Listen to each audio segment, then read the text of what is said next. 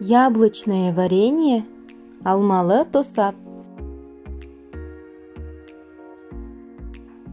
Хош иісті алма.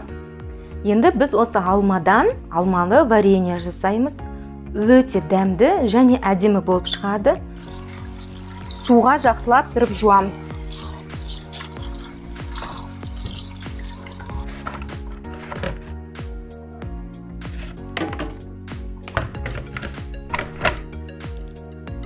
Енді алмамызды 4 бұрышты қылып әдемілеп тураймыз. Кубик тәріздес қылып тураймыз. Оның ішінде тұқымы немесе одан артық осындай мұрттары болмау керек.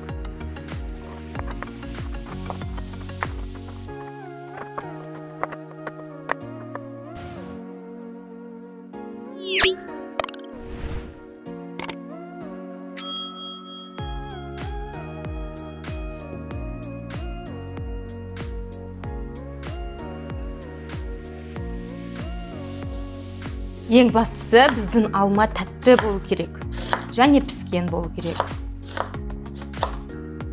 Қандай алма болса да бәрібір, бірақ ең дұрыстысы лимон сортты алмадан жасаған өте дәмді болып шығады. Алмамызды турап алғаннан кейін бірақ өлшейміз. Менде 1 килограмм 100 грамм алма турап алдым. Енді алмамызды саламыз, үлкен эмалированный ыдыс алып, соған саламызда 1 кесе су құямыз. Алмамыз міндетті түрде тәтті болу керек, аштамал болса көп қант кетеді. 1 килограммға 1 килограмм қант саламыз. Менде арнайы осындай граммен өлшейтін ыдыс бар. Осымен мен 10 қасық саламын. Және ақын араластырамыз.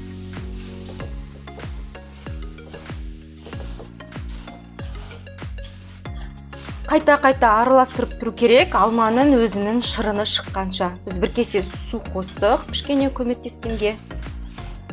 Ешқандай зияны жоқ ол судың. Және қайта-қайта араластырамыз, асты жабысып қалмау үшін. Міне уже ақырындап суы да, шырыны да көбейіп жатыр. Астын баяу отқа қойып қоямыз.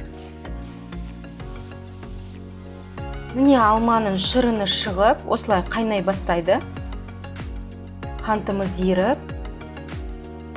Енді бұны біз 20-25 минут қайнатамыз. Ол уақытта біздің шырын қоюланып шығу керек. Одан кейін алма осындай прозрачный болып шығу керек. Көрдіңіздер ме? Міне бізді алманың вареньяны қайнатып алдық. Қараңыздар. 20-25 минут қайнаттым. Бұның суы қоюланып, түсі өзгеріп, және алмалар прозрачный болып шықты. Көрдіңіздер ме? Енді банкаларыңызды алдын ала стерилизовать етіп, дайындап алыңыздар, және осыған саламыз. Негізі бұл алмалы вареньяны мен күнделікті жегенге қазіргі уақытқа жасадым. Міне тосап дайын, қараңыздар.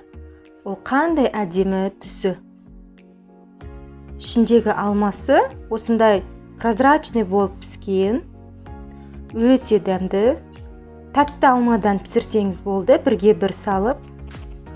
Бұндай тосапты тоқаштардың ішіне, бәліштердің ішіне, торттардың ішіне салуға болады.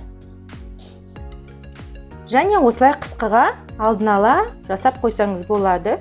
Өте дәмді, тәтті, денсаулыққа пайдалы. Міндетті түрде мен рецептім бойынша жасап көріңіздер. Видеоны соңына дейін көргендеріңізге рахмет. Сау болыңыздар.